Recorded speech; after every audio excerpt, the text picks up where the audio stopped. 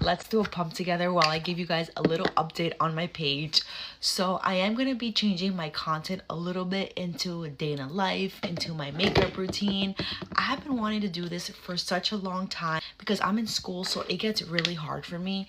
But I am going to take a break from school in the next couple of months. I have realized that I have never done a get to know me video. Like, how dare I not introduce myself? But that's definitely coming soon, guys. I definitely have a lot of plans for this page. A lot of good things has been happening to me, guys. Honestly, I have been very blessed, and this is why I always tell you guys to start posting your content. But let's do this pump together and see how many ounces I get. Even though I'm going to be posting like day in a life, of course I'm still going to be posting my pumping videos because I obviously do this for my daughter. And I always get asked, like, when are you planning on stopping? And my plan is to stop around like September, October.